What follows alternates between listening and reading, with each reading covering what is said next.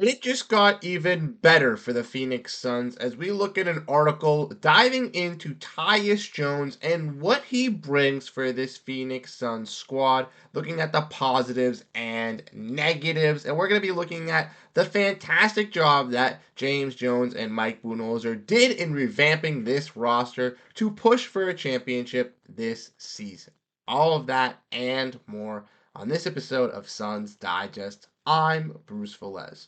You guys have been absolutely killing it, showing your love and support.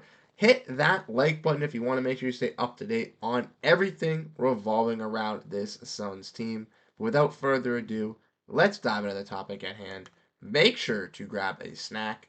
And like we mentioned in the introduction, we're going to be looking at an article and doing a Tyus Jones breakdown, as he was one of the steals of the summer this year, this off season, signing with the Phoenix Suns on a veteran minimum contract. Now, we all know Tyus Jones is a fantastic player in Memphis the last couple of seasons, a really great backup point guard, was traded over to Washington, was very solid over there, and was looking for a bit of a decent payday this offseason.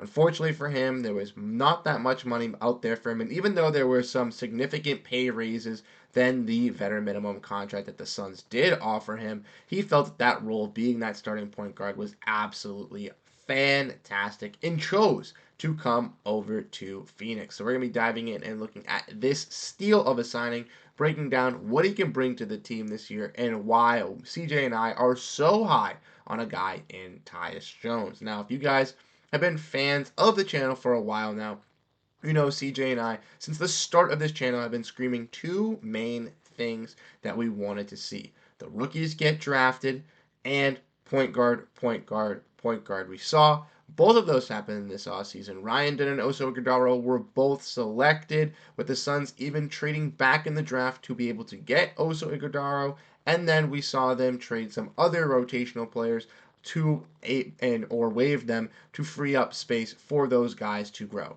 Secondly, we saw that point guard, point guard, point guard initiative be screamed at with getting Monte Morris and Tyus Jones, who CJ and I thought was the best fit for this Suns team, but didn't think that he'd be able to get here due to the money restrictions. But ultimately, he was. But let's dive in and look at this article, courtesy of Brandon Dunas. I'm sorry if I mispronounced your last name, but he does a player preview here for Tyus Jones, bringing stability to this Suns roster. Now, like I mentioned, Tyus Jones has been a fantastic player in the NBA. Looking at his stats, his first season with the Wizards last year, he averaged 12 points, 7.3 assists, and 2.7 rebounds with 1.1 steals on 29 minutes per game on a 49, 41, 80% shooting split. So very good shooting splits, almost 50, 40, 90, 10% off from the free throw, close, only 1% from the field goal range on 29 minutes on a very, very poor Wizards team where they only won 15 games last season,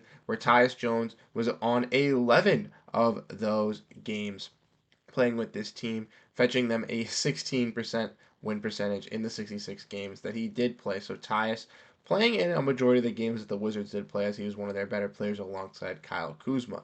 Now, before he was in Washington, we mentioned he was with the Memphis Grizzlies, and he played very, very solid over there, posting two very good winning records there with 51 wins, and having some big roles over there, where he was able to be basically a starting point guard for one of the seasons with Ja Morant dealing with some injuries. Now, despite being as efficient as ever, he was on such a bad team that he became a bit of an afterthought, and that happens obviously when you're on some bad teams. But he posted a career best 57.8 true shooting percentage on the season and 485 assists just to 68 turnovers, which is absolutely ridiculous. And as we all know, the Phoenix Suns, one of their main areas of error last year was that assist to turnover ratio. They were ranked bottom five in there, but the Suns went out and got one of the best at that in the entire NBA.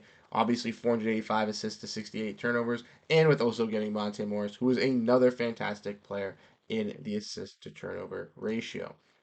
Now, like we mentioned, Tyus Jones signed a 1 year, $3 million contract with the Suns. All of it is guaranteed, which was quite the bargain for a player that is expected to fetch a lot more on the open market. Now, with some strengths of Tyus Jones, what he can really bring to this team is that this guy does not like turning the basketball over, as he's one of the best ever at protecting the ball. He's actually one of the best ever, where he's had 6 consecutive seasons at the top of the league in that regard, which is quite the feat from the standout floor general. He and newcomer Monte Morris are going to be a breath of fresh air for Suns fans, especially those fans who were, very, very painful, had very painful eyes watching Devin Booker and Bradley Beal be these playmakers and facilitators for this team last season. Trust me, they will be taking that back seat. Yeah, they'll still have some creative ability. Yeah, they'll still be passing and making smart plays. But ultimately, it's the ball is going to be in Tyus Jones and Monte Morris's hands for a majority of the system with Mike Budenholzer, where he's going to allow these point guards to be these floor generals, to be these guys that set up these star players in Booker, Beal, and Kevin Durant to make sure that they get going, make sure that they get to their spots and are ready to be able to deliver on the offensive end. Now, Jones and Morris are, like I said, both fantastic at the assist to turnover ratio, and both are very hard nosed players. They're both going to fight through stuff. They're both going to make sure that they are giving it their 100%. And trust me, if one of them gets hurt, I know that the other one will be able to step up and deliver for the other one, and that is 100%. Let's keep looking at this team. Like we mentioned, their strengths are passing the ball and making sure that these players get the ball. And Tyus Jones' team job is to put his teammates in the right spot, as he does that very well. We want to make sure that that is known. He does that exceptionally. So let's dive in and keep looking at his weakness. Now, this article says that, for every point guard is that he's small. He's obviously 6'1". He's going to be hunted by offenses on the defensive end, and there's no doubt about it. Those defensive limitations are a concern come playoff time, as the Suns will need to address that. But he is a capable defender. He has quick hands, and the anticipation in the passing lane stands out. And I think that he'll be a solid defender as well for this Suns team. Now, we know that the Suns defense was one of their glaring issues last season, and I know that Tyus Jones isn't the best defender, but I do think he'll be able to hold his own, and there'll be some other players that will be looked at as defensive liabilities more than Tyus Jones. And I think if they're to switch somebody out of the starting lineup in a crunch time situation due to the fact that it is, not playing defense, I don't think that it'll be Tyus Jones. I think Tyus Jones will be one of those guys that will stay in there. Maybe a guy like Royce O'Neal will come in that position, and maybe a guy of, Bradley Beal, Grayson Allen, or even Yusuf Nurkic will be taken out in that scenario, personally, in my eyes. Now, one key factor to look at with Tyus Jones is his ability to get these stars going. Like this article says, his assist to turnover ratio will be important, but the 3-point shot is what could separate him from closing games out and getting significant time with the stars. The defense will be fair, concerned in closing lineups, but the team is clicking when he's out there and he's knocking down shots. It will be tough to remove him from lineups, and that's what I basically was just saying there. Lastly, I think that if Tyus Jones is going to be pretty solid on and sound on the defensive side. If his offense can really come through, and if some of these stars, maybe like a Beal or a Booker, isn't having their best offensive night, if he can kind of take over and be that third star offensively, I think that's absolutely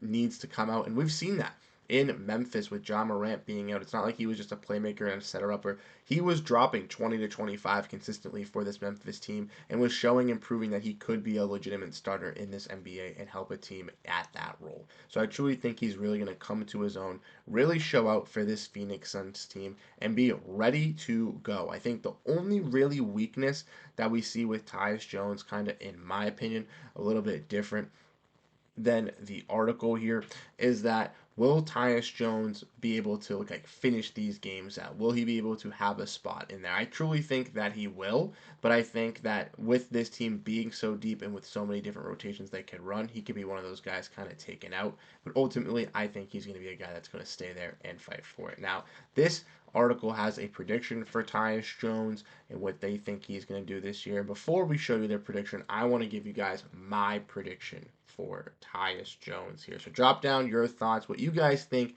Tyus Jones is going to be for this squad and how you think he's going to impact the Suns, because I truly think that this signing was a steal, the best of free agency in the entire NBA on value.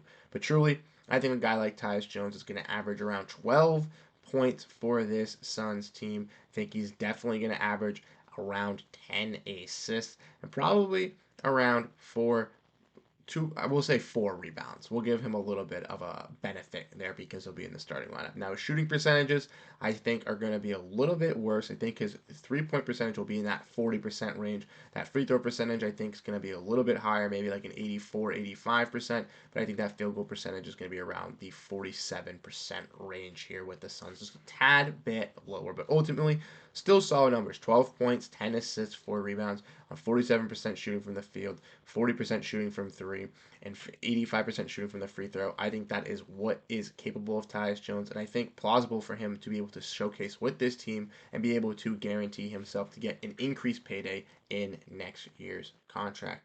Now, guys, hit the wrong one.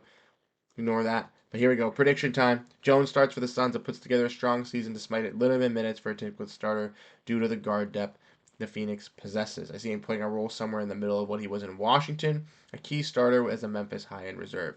He's saying he's averaging 10 points, 5 assists, and 2.4 rebounds on 40% shooting from the field, 40% from three, and 85% shooting split in roughly 25 minutes per the game with another stellar assist-to-turnover ratio. Not gonna lie, I did not look at those shooting numbers, so that's absolutely crazy that we picked the same exact ones. But I do have, a little bit more assist ratio and a little bit more rebounding and points for Tyus Jones. I have him having a little bit better stats, but who knows? Let me know your guys' prediction for Tyus Jones. Was I a little too high on Tyus Jones right there, giving him some credit, or do you guys think that or do you think the article is a little too low on Tyus Jones' expectations? Like I said, let me know what you guys think. I think he is one of the best signings of free agency. Absolutely home run, slam dunk of a signing. Like I said, CJ and I thought that the Suns were not going to be able to get this type of player because he was going to command too much money. And the fact they were able to get him at this veteran minimum contract is fantastic. Can't wait to see what he brings. I can't wait to see how this Suns team looks in the season, and I truly think that a lot of people are sleeping on them in the Western Conference, and they are a top 5 team in the Western Conference. Let me know what you guys think down below as once and for all. Peace out. Have a great rest of your night. And go Phoenix Suns.